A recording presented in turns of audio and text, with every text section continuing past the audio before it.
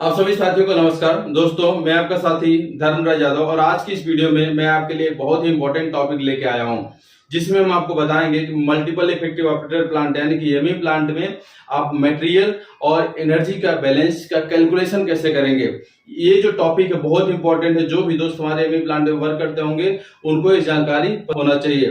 तो इस टॉपिक के लिए ये आपके जैसे ही हमारे एक साथी हैं उमेश पटेल जी, उन्होंने कमेंट किया था कि सर इसके ऊपर अगर आप वीडियो बनाते हैं तो इससे हमको बहुत सारी सपोर्ट मिलेगी। उनके कमेंट को ध्यान में रखते हुए ये वीडियो बनाई जा रही थी, जिसमें हम आपको बताएंगे एमई प्लांट में मटेरियल को बैलेंस कैसे करेंगे, इसके सॉलिड बैलेंस का फॉर्मूला क्या होता है, एनर्जी बैलेंस का फॉर्मूला क्या होता है, इसको कैसे कैलकुलेट करते हैं, आपकी जो स्टीम की इकोनॉमी होती है कब कम होती है कब ज्यादा होती है, इसको कैसे कैलकुलेट करते हैं। इन सबको जानने के लिए आप हमारे साथ बने रहिएगा। ये क्योंकि ये जो वीडियो है ये कैलकुलेशन बेस है, इसलिए अगर आप इस वीडियो को स्किप करते हैं तो हो सकता है आपको समझने में कठिनाई हो। इसलिए जिन भी दोस्तों को पूरी अच्छी तरह से समझना है तो इस वीडियो को कंटिन्यू देखें और शुरू से लेकर लास्ट तक जरूर देखें और लास्ट में अपना फीडबैक जरूर दें कि आपको ये वीडियो कैसे लगी और आपको इससे कुछ जानकारी मिली या नहीं मिली। तो दोस्तों, कमेंट करना ना भूलें, कमेंट जरूर किया करिए कि आपको ये वीडियो कैसी लगती है और इसमें कुछ इंप्रूवमेंट की जरूरत है तो भी आप कमेंट करिए।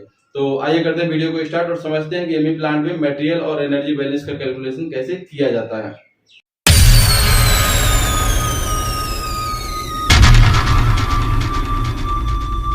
तो आइए एमई प्लांट मटेरियल और एनर्जी बैलेंस कैलकुलेशन को समझते हैं। तो सबसे पहले हम आपको मल्टीपल इफेक्टिव ऑपरेटर के इंट्रोडक्शन के बारे में बताएंगे। तो इसमें देखिए, एक मल्टीपल इफेक्टिव ऑपरेटर का उपयोग वाटर को इवापोरेट करने के लिए किया जाता है, जिसमें हम वीक सोल्यूशन को कंसंट्रेट करते हैं। जिसमें क्या होता है, इफेक्ट की हम लोग बात करें तो फर्स्ट इफेक्ट में हम लोग क्या करते हैं, स्टीम देते हैं और फर्स्ट इफेक्ट का जो वेपर होता है उसी वेपर का उपयोग सेकंड इफेक्ट को हीट करने के लिए किया जाता है। तो जिसमें जो ओवरऑल अपनी जो इफिशियंसी होती है, जो एनर्जी की जो इफिशियंसी होती है वो बढ़ती है। तो इसमें और जो इसको इंग्लिश में देखा जाए, multiple effective operator is used to concentrate solution typically by evaporating water.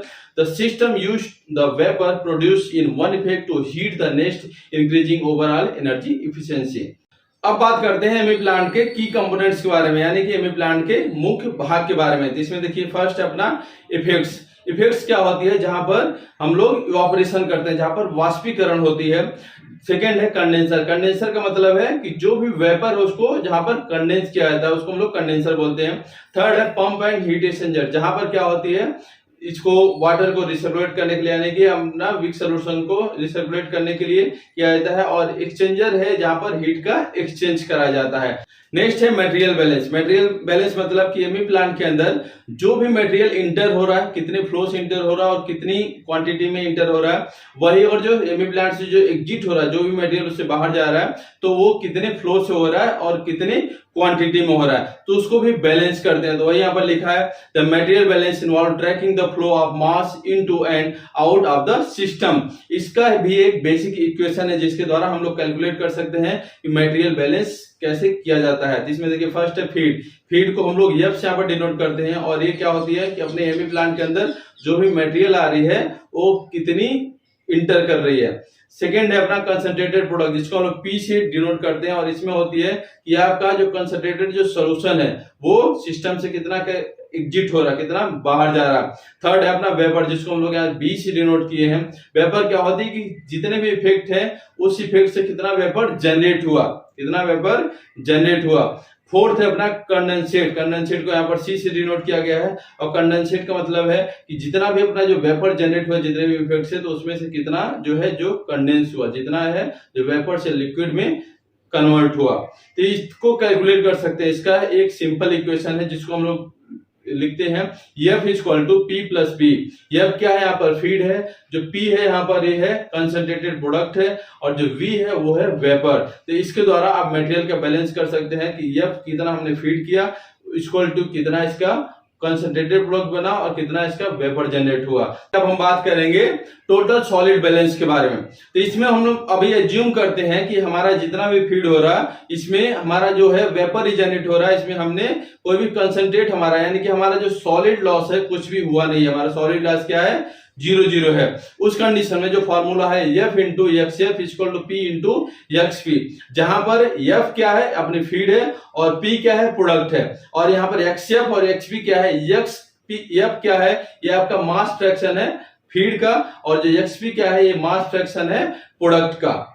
ठीक है, तो जो टोटल सॉलिड बैलेंस है यहाँ पर किस बेसिस पे दिया गया है कि जहां पर आपका सॉलिड लॉस कुछ भी नहीं है, उसको अज्यूम करके ऐसा दिया गया है कि इसका फार्मूला ये होता है। अब बात करेंगे एनर्जी बैलेंस के बारे में। तो एनर्जी बैलेंस मतलब है कि एमई प्लांट में एनर्जी कितनी कंज्यूम हो रही है, इसका जो लेखा जोखा होता है वो सब आती है एनर्जी बैलेंस में। तो यहाँ पर लिखा हुआ है energy balance involves accounting for the heat energy in the system. Energy balance की हम लोग बात करें तो इसको हम लोग जो डिनोट करते हैं इंथैल्पी टर्म में करते हैं, यानी कि फीड अपनी जो है वो भी इंथैल्पी टर्म में, प्रोडक्ट, वेपर, जो कंडेंसेट सब होती है सब इंथैल्पी टर्म में उसको प्रेजेंट किया जाता है। जिसमें देखिए फर्स्ट है इंथैल्पी ऑफ फीड, जिसको यहाँ पर एचएफ से डिनोट किया गया, और एक क्या है फीड का एनर्जी कांस्टेंट है। वही हम लोग सेकंड की बात करें तो है इंथैल्पी ऑफ प्रोडक्ट, जिसको हम लोग यहाँ पे एचपी से डिनोट किए हैं, और ये है प्रोडक्ट का आपका एनर्जी कांस्टेंट। जो थर्ड है इंथैल्पी ऑफ वेपर, जिसको यहाँ पर एचपी से डिनोट किया गया, और एक है वेपर का एनर्जी कांस्टेंट है। और जो फोर्थ है वो है इंथैल्पी ऑफ कंडेंसेट, जिसको एससी से डिनोट किया गया है, और ये अपनी कंडेंसेट की एनर्जी कांस्टेंट है। तो ये हो गई अपनी एनर्जी बैलेंस। अब हम लोग हीट ट्रांसफर इक्वेशन के बारे में बात करते हैं, जिसमें देखिए जितने भी जो इफेक्ट होते हैं उसके लिए जो हीट ट्रांसफर जो इक्वेशन जो दिया गया है वो सभी के लिए डिस्क्राइब किया गया है। जिसमें देखिए जो कॉमन जो फॉर्मूला इसका ये है QI equal to UI into AI into delta TI, जिसमें जो QI है वो है हीट ट्रांसफर रेट, UI है जो ओवरऑल हीट ट्रांसफर कोफिशिएंट है, जो AI है हीट ट्रांसफर एरिया है, जो डेल्टा TI है वो है टेम्परेचर डिफरेंस। तो हीट ट्रांसफर इक्वेशन को तो आपने देख लिया। अब हम बात करेंगे जितने भी इफेक्ट होते हैं उसके एनर्जी बैलेंस का इक्वेशन क्या होता है। पर जब हम बात करेंगे फर्स्ट इफेक्ट इक्वेशन का, तो यहाँ पर है Q1 equal to F into whole HF minus HB1 plus P into HP, जहां पर Q क्या है वो है एनर्जी है, जो F क्या है वो है फीड है, जो HF क्या है वो फीड इंथैल्पी है, HB क्या है वो है वेपर इंथैल्पी है, और P क्या है प्रोडक्ट है, और HP क्या है वो प्रोडक्ट इंथैल्पी है। वही अगर हम बात करें सेकेंड इफेक्ट का, यानी कि अगर जो ऐसा इफेक्ट जो फर्स्ट इफेक्ट का वेपर अगर सेकेंड इफेक्ट में यूज हो रहा है उसको हीट करने के लिए, तो उसका जो एनर्जी बैलेंस का जो इक्वेशन होता है वो होता है QI equal to VI minus 1 into HBI minus 1 minus VI into HBI। ठीक है, तो ये कब इक्वेशन है जब आपका फर्स्ट इफेक्ट का इक्वेशन ऊपर वाला है, और जो उसके बाद यानी कि फर्स्ट इफेक्ट का वेपर सेकंड इफेक्ट में जब यूज होता है तो उसके लिए जो इक्वेशन है वो नीचे वाला जो QI से लिखा हुआ है। अब जानेंगे स्टीम इकोनॉमी के बारे में। स्टीम इकोनॉमी क्या होती है वो देखिए। स्टीम इकोनॉमी एमई सिस्टम की एफिशिएंसी का एक मेजर है, जिसे उपयोग की गई स्टीम की पर यूनिट मास द्वारा इवापोरेटेड किए गए वाटर के मास के रूप में डिफाइन किया गया है। इसकी कैलकुलेशन इस प्रकार की जा सकती है। इसको और इंग्लिश में देखा जाए, steam economy is measure of the efficiency of the ME system defined as the mass of water evaporated per unit mass of steam use. It can be calculated as, यानी कि स्टीम जो economy का जो calculation है या उसका जो formula है वो देखिए कैसी है। Steam economy equal to total mass of water evaporated divided by mass of steam used, यानी कि कितना स्टीम यूज हुआ कितने वाटर को ऑपरेट करने के लिए। एमई प्लांट के मटेरियल और एनर्जी बैलेंस के कैलकुलेशन के लिए जितने भी जो नेसेसरी जो इक्वेशन होते हैं मैंने आपको बता दिया। अब हम आपको एक एग्जांपल के द्वारा जो कैलकुलेट करके दिखाएंगे कि एमई प्लांट के मटेरियल और एनर्जी बैलेंस को कैसे कैलकुलेट किया जाता है। तो उसके लिए हमने एक रफ डाटा लिया है, उसके आधार पर मैं आपको कैलकुलेट करके दिखाऊंगा। यहाँ पर देखिए हमने जो डाटा लिया वो है फीड फ्लो जो रेट है वो है 1000 kg पर आवर है, फीड कंसंट्रेशन है वो 10%, प्रोडक्ट कंसंट्रेशन है वो है 50%, इंथैल्पी ऑफ फीड है वो है 500 किलो जूल पर केजी, और जो अपनी इंथैल्पी ऑफ वेपर है वो है 2200 kilo joule per KG, enthalpy of product है 1000 kilo joule per KG, heat transfer coefficient है वो है 1500 watts per square metre per kelvin, heat transfer area है वो है 50 मीटर स्क्वायर, टेम्परेचर डिफरेंस है वो है 10 डिग्री सेंटीग्रेड। तो इसके आधार पर आप देखिए कि जितने भी जो अपने जो इक्वेशन थे उसमें हम इस वैल्यू को पुट करेंगे। तो फर्स्ट हम आपको दिखाएंगे सॉलिड बैलेंस करके, क्या करेंगे सॉलिड बैलेंस करके दिखाएंगे। इसमें देखिए क्या है, जो फार्मूला आपको मैंने क्या बताया था, F into XF equal to P into XP। ठीक है, तो यहाँ पर जो अपनी जो फीड थी, फीड कितनी है ऊपर देखिए आप, फीड है 1000 kg पर आवर, तो यहाँ पर फीड की वैल्यू रख देंगे 1000। जो XF है, XF कितना है अपना 10%, तो यहाँ पर 10% रख देंगे। जो P है अपनी, P हमको पता नहीं कि इसमें से सॉलिड कितना निकल रहा है यानी कि प्रोडक्ट कितना निकल रहा है, तो हम छोड़ देंगे।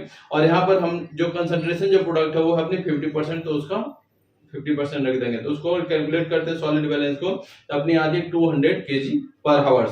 तो ऐसे आप सॉलिड बैलेंस कर पाएंगे। सेकंड है वाटर इवापोरेटेड, यानी कि कितना हमारे सिस्टम से वाटर कितना इवापोरेट हुआ। जिसको देखिए उसका जो फार्मूला है V = F - P, जहाँ V क्या है वेपर है, F क्या है फीड है और P क्या है प्रोडक्ट है। तो आपका जो V की वैल्यू आपको पता नहीं है, F की यानी कि फीड आप कितना कर रहे हैं आपको पता है, फीड आप कर रहे हैं 1000 kg पर आवर, और आपका जो प्रोडक्ट कितना निकला अभी आपने जो पीछे कैलकुलेट किया वो है 200 kg पर आवर। जिसको जब आप कैलकुलेट करते हैं तो आपकी जो वेपर जो होती है वो आती है 800 kg per hour. Energy balance को देखिए कैसे कैलकुलेट करते हैं। तो फर्स्ट इफेक्ट के लिए जो इक्वेशन है वो क्या है, Q1 = F × HF - V1 × HV। तो इसमें देखिए हमको F का वैल्यू पता है, HF की वैल्यू पता है, V1 की वैल्यू पता है और HV की वैल्यू पता है, लेकिन हमको Q1 की वैल्यू नहीं पता है कि हमारे फर्स्ट इफेक्ट में एनर्जी कितनी लगेगी, ये हमको पता नहीं है। इसको हम कैसे देखिए कैलकुलेट करते हैं। जो F की वैल्यू यहाँ पर हम पुट करेंगे वो है 1000, HF की वैल्यू हम यहाँ पर पुट करेंगे वो है 500 और V1 की वैल्यू हम यहाँ पर पुट करेंगे। V1 क्या है, जो हमारा जो फर्स्ट इफेक्ट का जो वेपर निकल रहा हो कितना है 800 आ रहा था, अभी हमने जो पीछे कैलकुलेट किया था 800 यहाँ पर पुट करेंगे और इनटू हमारे जो HV है, HV की वैल्यू पुट करेंगे जो है 2200। इसको हम लोग कैलकुलेट करते हैं तो ये हमारी जो वैल्यू आती है माइनस में आती है 12,60,000 किलो जूल पर हावर। यानी कि यहाँ पर जो माइनस में वैल्यू क्यों आ रही है, क्योंकि हम आपको पता होगा कि जो फर्स्ट इफेक्ट में हम लोग एनर्जी क्या है देते हैं, हम लोग स्टीम उसमें फीड करते हैं, स्टीम के द्वारा ही उसके जो फर्स्ट इफेक्ट में हम लोग जो विक सोल्यूशन को कंसंट्रेट करते हैं या उसको वेपराइज करते हैं। तो वहां पर एनर्जी क्या है हमको जरूरत पड़ रही है, इसलिए यहाँ पर जो एनर्जी की जो नीड है वो किस में आती है, माइनस में आती है, जो भी वैल्यू आ रही है।